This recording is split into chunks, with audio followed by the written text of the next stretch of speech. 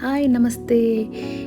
April 25, 2026 ಯೋಗ ಉತ್ಸವ day 2 art of ಲಿವಿಂಗ್ನಲ್ಲಿ. ನನಗೆ ಸಾಕಷ್ಟು ಜನ ಫ್ರೆಂಡ್ಸ್ ಕೇಳ್ತಿದ್ರು, ನೀನು ಈಗಾಗಲೇ ಸುಮಾರು ಯೋಗ ಕೋರ್ಸಸ್ನ ಮಾಡಿದ್ಯಾ, ಸೊ ಆದರೂ ನೀನು ಯಾಕೆ ಯೋಗ ಉತ್ಸವಕ್ಕೆ ಅಲ್ಲಿ ಹೋಗ್ತಿದ್ಯಾ ಕಲೀಲಿಕ್ಕೆ ಅಂತೇಳಿ. ಸೊ ನಾನು ಹಾಗೆ ಹೇಳಿದೆ, ನಾವು ಯಾವುದೇ ಕೋರ್ಸ್ ಮಾಡಿರ್ಬೋದು ಅಥವಾ ಏನೇ ಮಾಡಿರ್ಬೋದು, ನಾವು ಪ್ರತಿ ಸತಿ ಎಲ್ಲಾದರೂ ಹೋದಾಗ ಒಂದು ಹೊಸ ವಿಷಯ ಕಲಿಯೋದಿರುತ್ತೆ. ಯಾವುದೇ ಒಬ್ಬ ವ್ಯಕ್ತಿಯಿಂದಾದರೂ ಸಹ ನಾವು ಒಂದು ಒಳ್ಳೆಯ ವಿಷಯನ, ಹೊಸ ವಿಷಯಗಳನ್ನ ಕಲಿಯೋದು ತುಂಬ ಇರುತ್ತೆ.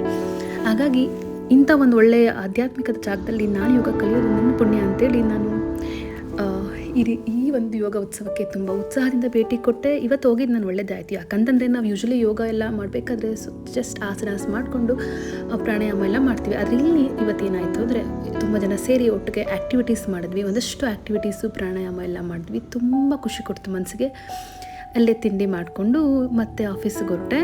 ಇವತ್ತಿಗೂ ಕಷಾಯ ತುಂಬ ಚೆನ್ನಾಗಿತ್ತು. ಇಲ್ಲಿ ಆಫೀಸಿಗೆ ಹೊರಟು ಅಲ್ಲಿಂದ ಆಫೀಸ್ ಮುಗಿಸ್ಕೊಂಡು ಮನೆಗೆ ಬಂದರೆ ಇವತ್ತು ನಮ್ಮ ರಿಲೇಟಿವ್ಸ್ ಒಬ್ರದ್ದು ಮದುವೆ ರಿಸೆಪ್ಷನ್ ಇತ್ತು. ನಮ್ಮ ಫ್ಯಾಮಿಲಿ ಪೂರ್ತಿ ರಿಸೆಪ್ಷನ್ಗೆ ಹೋಗಿ ಅಲ್ಲಿಂದ ರಿಸೆಪ್ಷನ್ ಮುಗಿಸ್ಕೊಂಡು ಅಣ್ಣನೊಟ್ಟಿಗೆ ಮನೆಗೆ ಬರ್ತಾಯಿದ್ವಿ. ನಿಜವಾಗ್ಲೂ ಯೋಗ ಮಾಡೋದು ಎಷ್ಟು ಅದ್ಭುತ ಅಂತಂದರೆ ಅದನ್ನು ನಾನು ಪದಗಳಲ್ಲಿ ವರ್ಣಿಸೋದಕ್ಕೆ ಸಾಧ್ಯ ಇಲ್ಲ. ಅದರಲ್ಲೂ ಆಧ್ಯಾತ್ಮಿಕವಾದ ಜಾಗದಲ್ಲಿ ಯೋಗ ಅಥವಾ ಧ್ಯಾನ ಮಾಡೋದ್ರಿಂದ ನಮ್ಮ ಮನಸ್ಸು ಒಂದು ರೀತಿ ಶಾಂತಚಿತ್ತವಾಗಿರುತ್ತೆ. ಈ ವಿಡಿಯೋ ನಿಮಗೆ ಇಷ್ಟ ಆಗಿದ್ದರೆ ಲೈಕ್ ಮಾಡಿ, ಕಮೆಂಟ್ ಮಾಡಿ, ಸಬ್ಸ್ಕ್ರೈಬ್ ಮಾಡಿ.